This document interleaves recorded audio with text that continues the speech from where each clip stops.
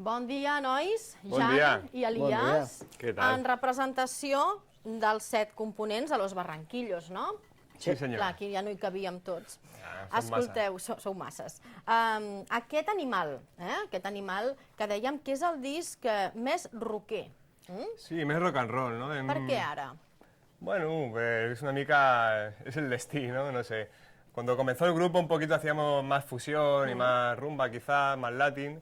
Y hemos tenido poco a poco con el segundo y ya con el tercero no se ha decidido del todo de que hemos virado un poco hacia el rock and roll, ¿no? No sé, nos lo pedía el cuerpo, ¿no? Quizás. Una cosa que a los músicos pues nos pasa, ¿no? Que naturalmente pues se va tendiendo hacia ese sitio, ¿no? Hacia algún lado. En cada moment, no? Necessiteu expressar allò que esteu experimentant vosaltres, també, no? Sí. Ara us trobeu així. Son las influencias también, ¿no? Porque en el grupo realmente, desde los inicios, siempre ha habido mucha influencia de, bueno, aparte de fusión y eso, mucho de rock, ¿no? Y de rock and roll. Y aquí, pues un poco lo hemos recogido en este CD. I per què aquest títol? Animal. És molt visceral, aquest disc? Sí, expressa una mica la nostra manera de... O sigui, el procés de creació d'aquest disc, no? Ha sigut tot molt... guiant-nos per instints, no? I tot molt instintiu i molt... Sí. I molt, no sé, no? Sense Sí, cap pretensió y... Realmente este disco lo hemos grabado en diciembre del año pasado. Sí. Y en el verano, o sea, no teníamos nada prácticamente, ¿no? Y fue llegar octubre, Jan, que es el que compone, empezó a traer un montón de temas, ¿no? Un chorro de temas muy buenos, ¿no? Hicimos una selección y fue todo fluir, ¿no? O sea, sin tener nada preparado dijimos, mira, vamos a dejarnos llevar, ¿no? Y a ver lo que sale, ¿no? Entonces, la palabra animal nos pareció una palabra con fuerza y que, pues eso, que definía el proceso de creación, ¿no? Muy instintivo, muy visceral, muy sin pensar demasiado, ¿no? Muy animal. Sí, perquè era una de les preguntes que us volia fer. De fet, aquest disc no sabíeu si el podríeu treure perquè no hi havia temes. I va ser així, una mica el que dieu, Sí, no? muy animal, ¿no? Fue... Bueno, no teníamos temas. Él de repente nos Jo inspiró... sota pressió em va inspirar i vaig, no sé, Has treballat sota pressió per fer aquest disc? una mica, no? Vam dir, si volem entrar a l'estudi Bueno, de gravació al novembre claro. hem de treballar, sota pressió no, però hem de treballar amb ganes i amb força. I cada dia, encara que no estiguis inspirat, hi havia dies que t'aixeques que dius, ostres, avui què faig? Clar. I igualment em posava allà a la meva habitació amb 4 fulls de paper en blanc i la guitarra i hi havia dies que no sortia res, però bueno, una mica forces, ¿no? Un ritme constant, no? Sí, Perquè tenir al una constància a l'hora de composar y... Por eso para nosotros este disco es muy fresco, ¿no? Porque no es... A veces pasa de que vas reciclando temas antiguos que no han salido y los sacas ahora, pues no, todo esto son temas inéditos de un momento concreto, ¿no? De hace poco, de hace unos meses. Visceral, però també he sentit a dir que molt tendre. Sí. Com barregeu Es aquesta que los tendresa? animales tienen esa ferocidad, pero también son muy bonitos, ¿no? Y los temas igual, ¿no? Sí, Hay hi temas... ha una mica de tot, no? Quins temes són els més tendres, va? Jo crec que Buenas noches Luna i Prefiero Sí? són els dos més... Buenas noches, Luna, que crec que va sobre una ex, no? A mi m'agrada molt... Sí, no m'agrada gaire parlar del tema, però sí, Vaja. va, Es un tema recurrente. Sí? Us ho pregunten molt? Sí, bueno, Val. ens ho solen preguntar. I com m'agrada molt aquesta paraula, diré que és un eufemisme, la lluna, en realitat és una dona. És una dona. Anem als inicis de Los Barranquillos, perquè vosaltres sorgiu el 2006 amb un so on podríem escoltar doncs, més mestissatge.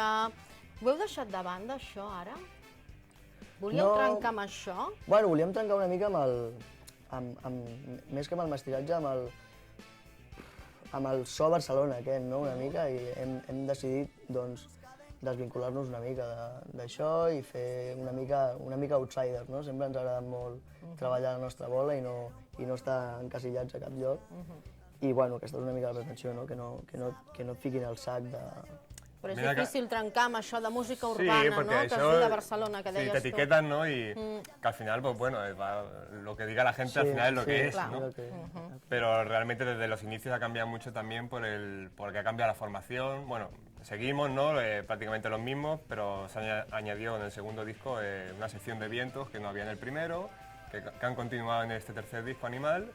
Y bueno, el cambio, pues sí, la gente que lo escuche enseguida se dará cuenta, ¿no? Es más guitarrero, más rock and roll. Sí. Podríem dir també que us heu professionalitzat des de l'any 2006? Lo intentamos. Intentem professionalitzar-los, clar, és l'aspiració de tothom, no? Poder viure de fer el que t'agrada i... O sea, hacer bien el trabajo lo haces. lo intentamos hacer, ¿no? Luego, o sea, sobrevivir, vivir de la música, todo eso es más complicado, ¿no? Pero lo que es la faena, vivas o no vivas, lo haces lo mejor posible siempre. L'estiu sí que sempre va una mica millor econòmicament, però l'hivern les passem canutes, la veritat. Però bueno, jo crec que si et dediques a la música... A la cultura en general és difícil. La cultura en general, sí, y tal como está el país, ¿no? Por ejemplo, un cambio que hemos hecho también con este disco es que los dos anteriores siempre lo poníamos en descarga gratuita y este hemos dicho pues un poco también para que se valore el trabajo, ¿no? De, ostras, pues, grabar un proyecto realmente no es gratis, ¿no? El grupo tiene que hacer una inversión muy grande y pues bueno, un poco post-crowdfunding, ¿no? Es decir, invitar a la gente a que, bueno, que lo compre si puede, que lo puede escuchar gratuitamente en YouTube, Spotify, etc. Clar, està en plataformes de streaming online, o sigui, està a YouTube, Spotify, Deezer i tal, però bueno, si vols format físic o tal, doncs creiem Es que el és... granito de arena, ¿no? Para aportar al proyecto, Claro, lo claro. pueden comprar en nuestra web o en el FNAC o en varios sitios. I escolteu, com neix Los Barranquillos? I per què Los Barranquillos? Aquest títol, aquest nom, té algun significat per vosaltres? La veritat, si som sincers, no té No. cap significat. Bueno, el significado de cuando éramos unos chavalitos, ¿no? Que fue cuando... ¿Qué edad tenías tú? Jo tenia 15 anys quan va començar el projecte, quan va començar, si li podem dir projecte, no? I clar, bueno, un dia en un concert d'aquests típics que acabes molt perjudicat i no saps ben bé com acabes la nit, es va sentir un Los Barranquillos per allà i va començar a córrer la veu, ens va agradar i bueno, vam adoptar el nom, però sense... no té...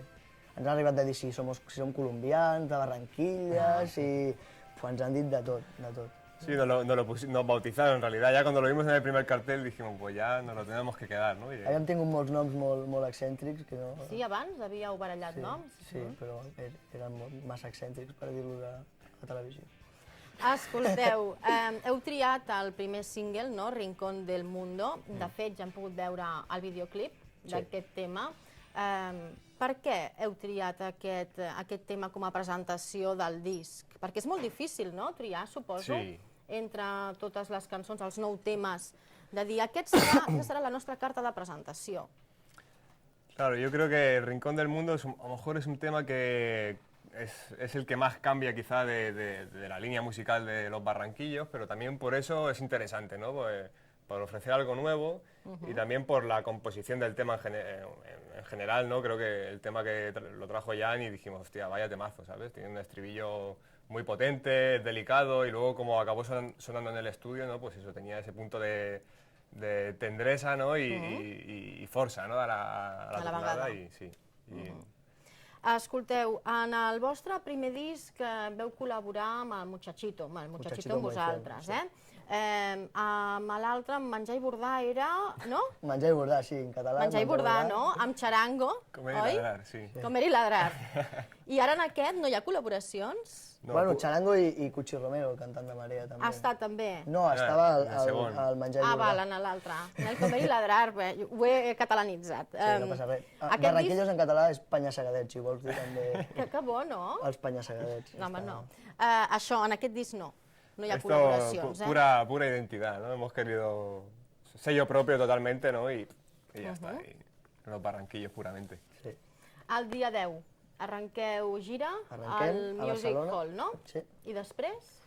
I després tenim el dia 25 d'abril a Madrid, a la Sala EVE de Vallecas, i no direm més dates perquè aquestes són les dues dates potents. Sí, las dos oficiales de presentació, no? A sales, a Madrid i Barcelona, i després, pues, festes majors a l'estiu. A l'estiu, el que dèiem, no? Que esperem que hi hagi molt de concerts, no? Esperem que hi hagi moviment i que no parem de treballar en tot l'estiu. Força i...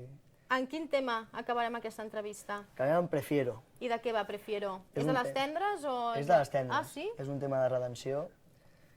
Un tema de redenció? Sí, és un tema de redenció. Quan te porten mal, no? Quan em porto malament, em sento després malament i m'he de redimir per algun costat. Doncs escoltem aquest Prefiero de Los Barranquillos. Som-hi.